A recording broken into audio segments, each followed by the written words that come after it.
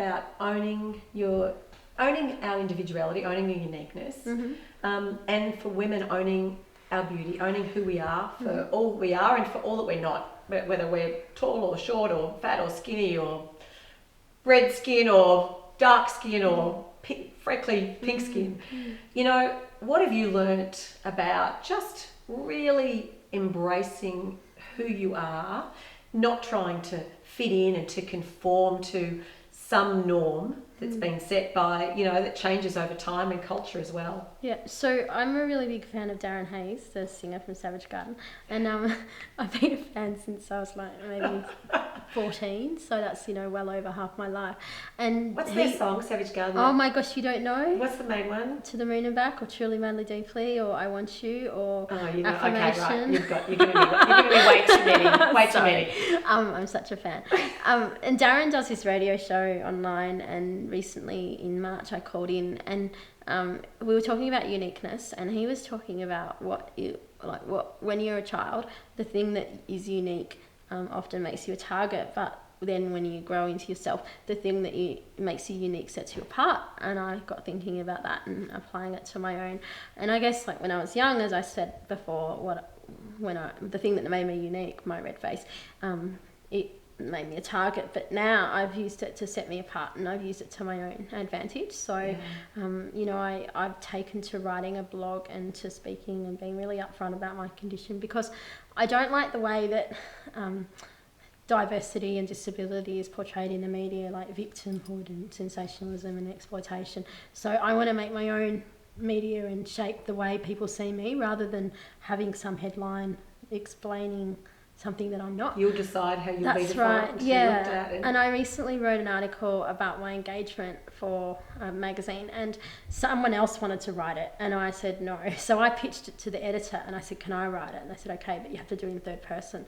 And I did, and it was awful, because I did it like on a really early flight from somewhere to Chicago, and it was probably about 6 a.m. that I wrote, and I was really tired. And anyway, it got published, it's fine, but I'd rather be in control of what's said about me and how my condition is portrayed, than have something that's pitiful and sympathetic. I think what you're saying, like, you decide the narrative that's going to be written about you. And honestly, I think that's such a great metaphor for life. Too often we let other people write our narrative, other people write our story, versus saying, I'll write my own story. I'll tell you who I am in the play, in the drama that's my life. This is how I feel about myself. This is how I see myself. And actually, whether or not how you see me is frankly irrelevant.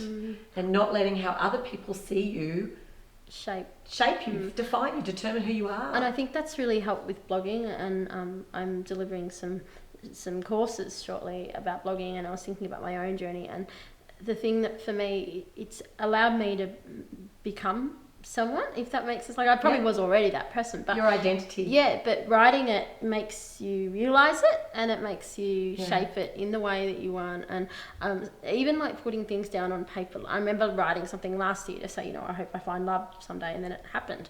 and even, you know, like just the amount of things that have happened because of blogging has been amazing. Like my blog has been discovered by a university, and I got to speak in England because this university found my blog, and you know, a number of steps led to that, but ultimately that happened because of my blog. And I met all these wonderful people because of my blog. And I think I think, I mean, aren't we great? We live in a time of blogs, you know, that they weren't around 20 years ago. But you know, credit to you, because you have been proactive. You've taken the initiative. You know, some people might have, you know, shied away from that, from putting themselves out there.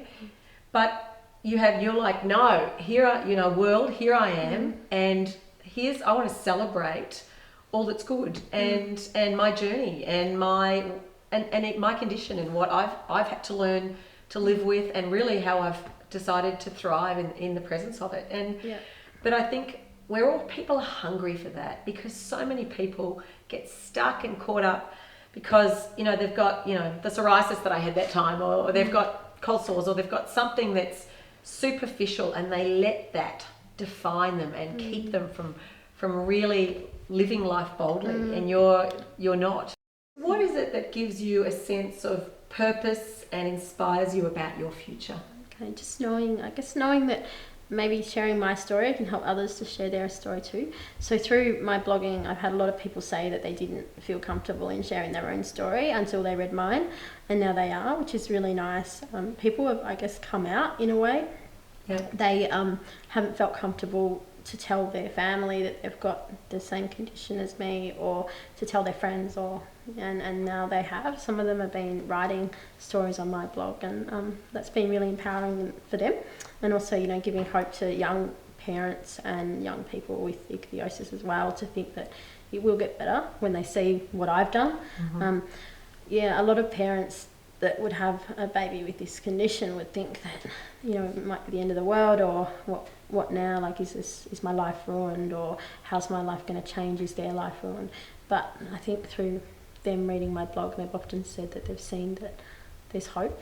Yeah, which is really nice. Just goes to show your courage, your bravery, you embracing who you are, and stepping out, and your blogging, all that you do really gives other people permission to embrace, you know, their condition and what they struggle with, but also to be braver in coming out themselves and not feeling like they should be hiding away or embarrassed or self-conscious. So you know, I really commend you for that, and I think regardless of what condition, we all have our own conditions that we deal with, but I think, you know, everyone can draw some inspiration and courage from who you are and how you show up in the world, and I just thank you. I'm really grateful for just the time talking to you today. Thank you so much, Margie.